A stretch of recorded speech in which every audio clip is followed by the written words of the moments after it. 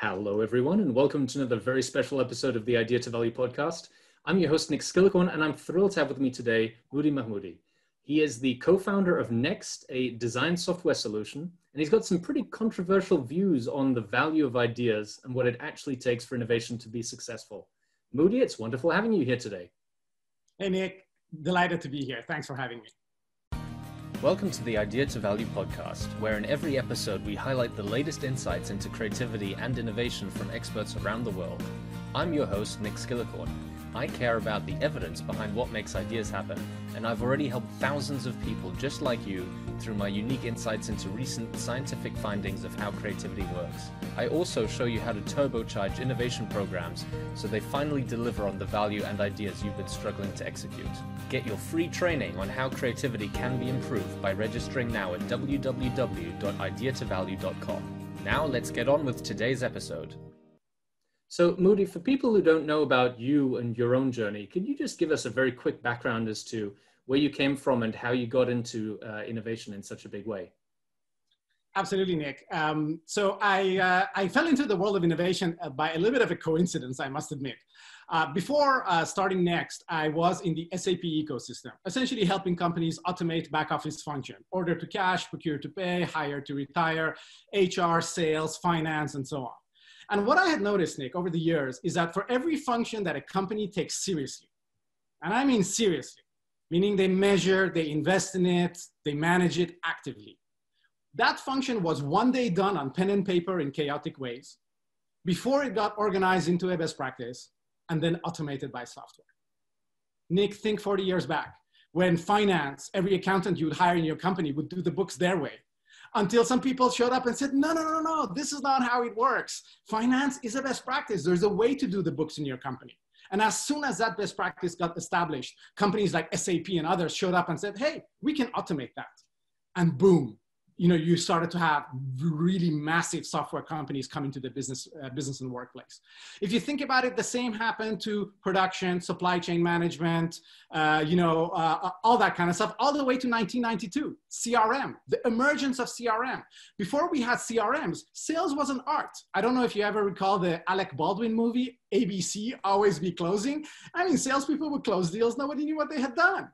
And so CRM codified that entire thing, professionalized sales into something that can be measured, replicated, and scaled. And when I was looking kind of into, what do I want to do with my life next? This is my third startup, actually.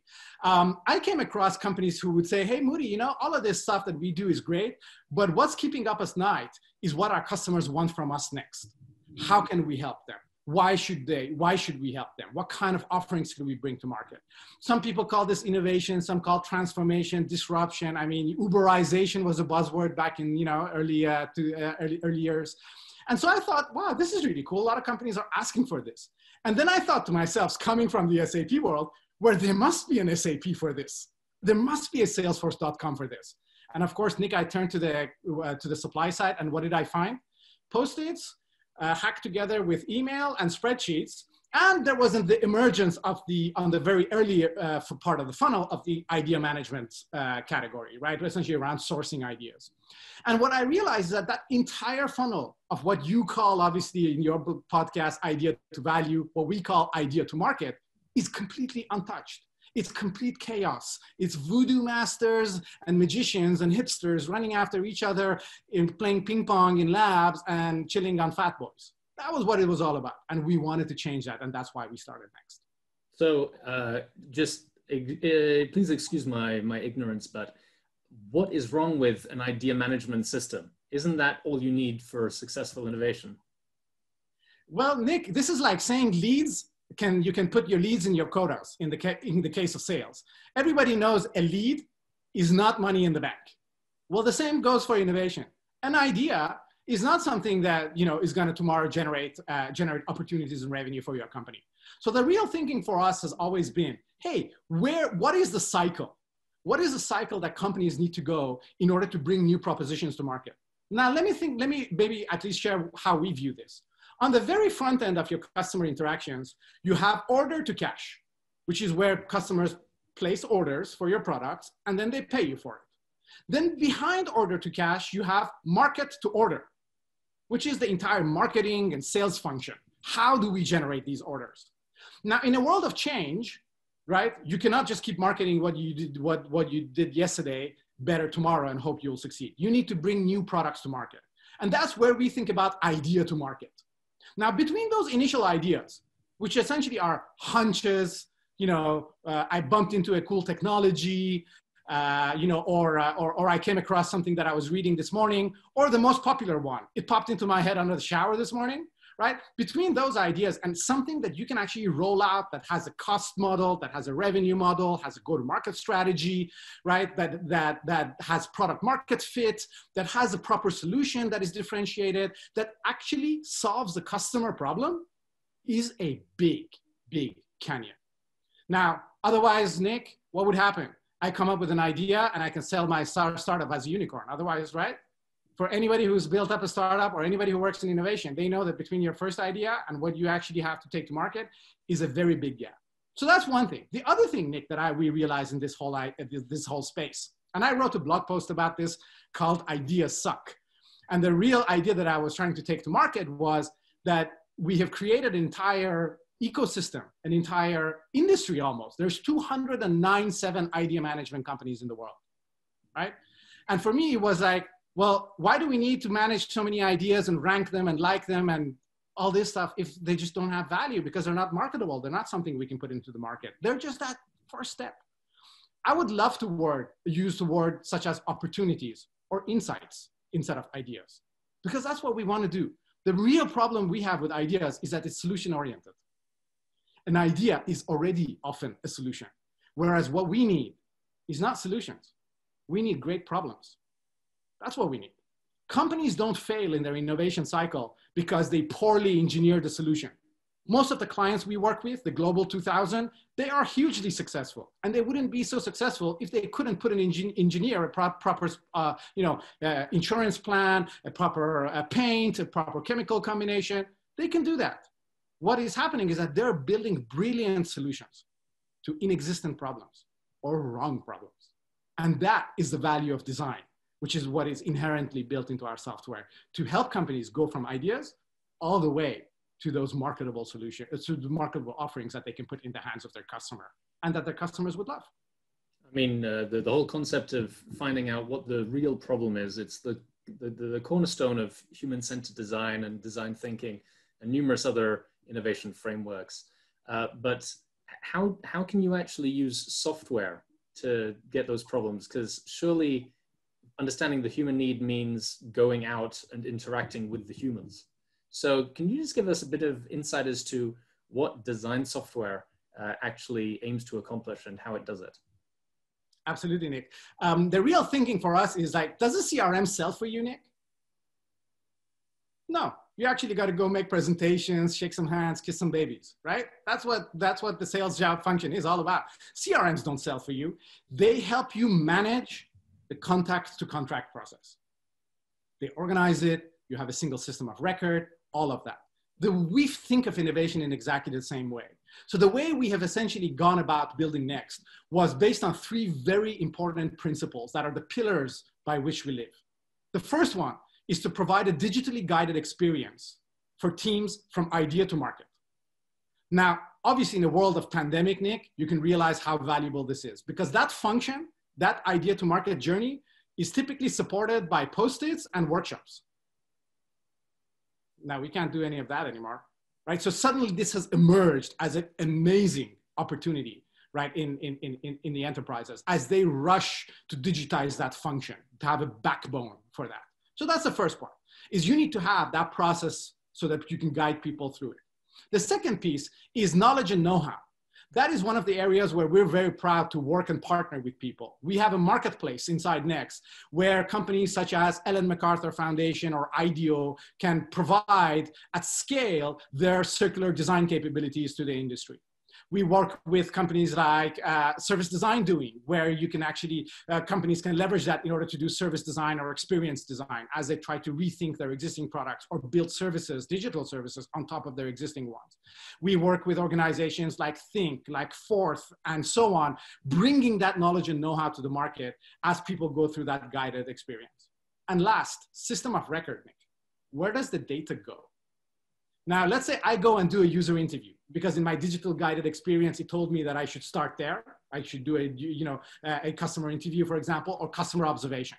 And then I take lots of notes. What happens to my notes? I always think about it as attaching it to a rocket and sending it into the stratosphere, right? Because you put it in some Word document, in some team page at best. Otherwise, it's on a piece of paper in your folder that nobody ever sees ever again, right? So the real thinking for us was bring that data onto Next, provide you with the capabilities for you to process it. Features such as, for example, highlighting the important parts, tagging the relevant findings so that you can start emerging. Exactly like we would do, Nick, when we were 18 and in high school, preparing for exams, right? We would highlight stuff and say, oh, this is super important because I think, the professor is going to ask about it. Exactly the same concept. How do we extract that valuable information from the raw data and then convert that into insights? And that's what we're really focused on. We provide you the digital experience to support and manage the process. We augment it with knowledge and know-how from our partners. So no longer do you need to send people to go and, to work to education sessions in San Francisco at IDEO, but we bring IDEO to you, right? That's the thinking. And finally, out of the execution of these, where does the data go? We help you capture that, process that into the findings and deliverables that you need at every phase. So for example, in discovery, you typically want to understand what customer needs do you have, who's your customer, build up the personas, define the jobs to be done, depending on the framework that you're using. In the solution part, you want to build up that solution. What are the features, the key features, the killer features, right? Then you want to do product market fit in prototyping. We manage that process for you. And finally, creating your go-to-market strategy, your economic models, all these kinds of things.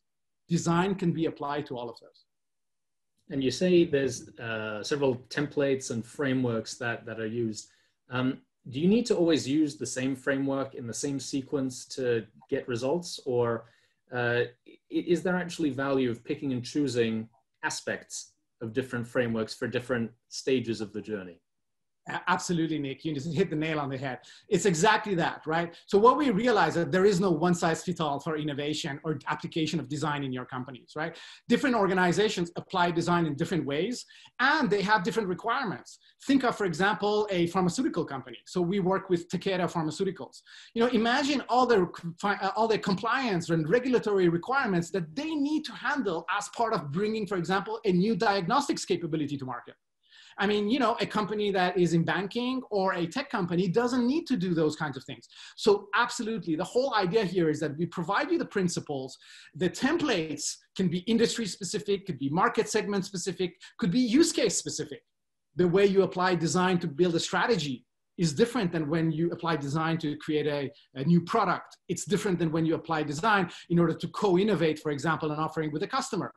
It's just different. And so we provide you with all of that flexibility. In the marketplace, you have all these public templates that are available to everybody. And then companies can build on those or essentially reduce those into specific templates for themselves. So they can have private templates, or they can even build templates that they can share with their clients and partners and other sister organizations as they try to bring the practice of design in a standardized way across their organization. So yes, flexibility, and the capability for clients to essentially codify their personal approach to design and innovation using the capabilities that we offer them. I love it. I love all the different ways you can approach the challenges with different templates. I also see a lot of value in having software solutions add capabilities where they didn't exist before. But when it comes down to it, one of the main challenges with software solutions, and I'd like to get your view on this, is how much of success is driven by having the software solution just there, implemented and available to people? And what are the other steps that are required in organizations to have people actually use them and, I don't know, use the insights from them in a new way? It's a great question, Nick. So the way we think about it is twofold. So first of all, I think you got to build softwares that people love. You got to build products that people love. Right? That already creates traction for the function inside the organization because people actually love to spend time.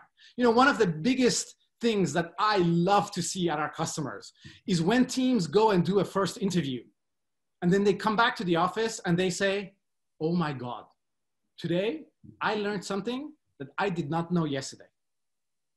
everybody in our company should do interviews.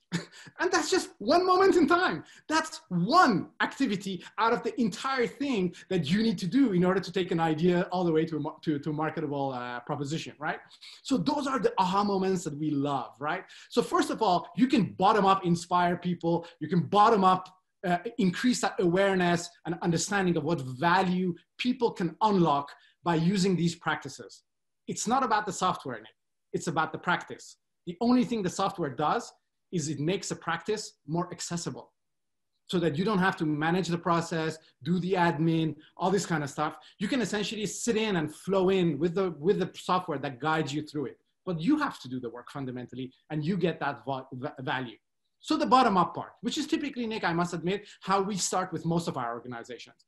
And at some point, then you have enough volume of work happening until the leadership says, oh my God, it would be really cool if we actually put design at the service of some of our strategic objectives. I cannot think of a company, Nick, today that is being successful or wants to be successful that doesn't have innovation and transformation as one of their strategic pillars. May it be your 2023 plan, 2025 plan, 2030 plan, 2050 plan, don't care. It's innovation and transformation is one of the pillars. Now, when you say it's one of the pillars, it means that it needs to be rolled out.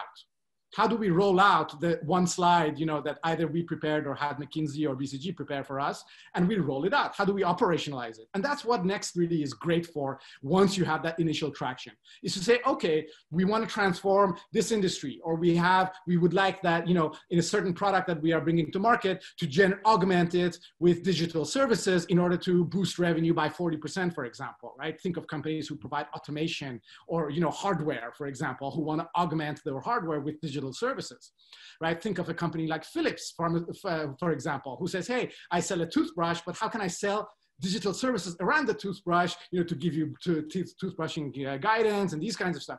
Well, now suddenly you have a strategy for change and creating new value propositions, and now you can put Next through that. And then suddenly you have the bottom-up enthusiasm and awareness that people have gathered by using the software collide with the strategic imperatives of the company, and then you have an amazing opportunity to be successful in a world of change. Moodi, it's been wonderful speaking with you. I've just got one last question. As we do this interview, we're still in the middle of the global COVID-19 pandemic.